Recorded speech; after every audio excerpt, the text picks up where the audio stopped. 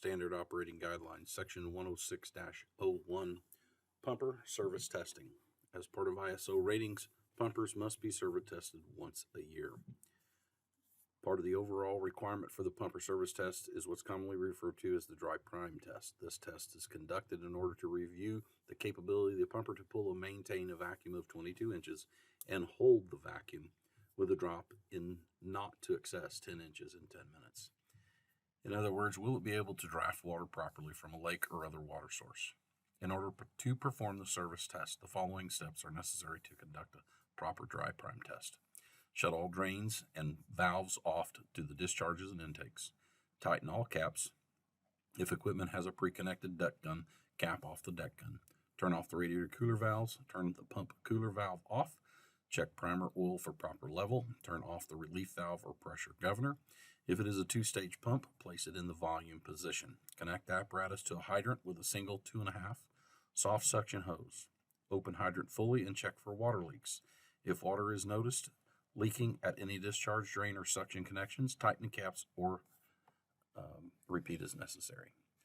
If no leaks are found, shut down the hydrant supply line. Watch the suction gauge closely to determine the negative reading, which indicates a vacuum is being pulled by the hydrant. Because this requirement is being able to pull 22 inches of vacuum, it may be necessary to hold the primer open for a period of 1 to 2 minutes in order to expel the water and air still left within the piping system. This is a common thing. After reaching 22 to 30 inches of vacuum, time the test. If the gauge maintains the reading for a period of 10 minutes, the test has been conducted successfully. After conducting the test, place the apparatus back in service. Be sure to loosen your normal caps and controls to be hand tight. This concludes the NFPA requirement. Testing needs to be done manually. This is done by the training department once a year.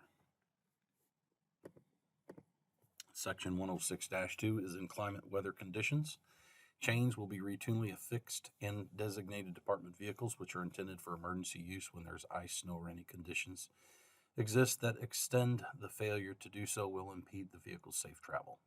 All department vehicles' windows shall be kept free and clear of ice and snow, and in general be maintained in a state of readiness. If mechanical, possible at any time, ice and snow shall be removed from the vehicles each morning, whether or not the vehicle is put in service at the time. All paved surfaces on the district property are to be kept reasonably clear at all times, and if conditions warrant, salt or abrasive substances may be applied, so as to ensure safe travel over and through the property.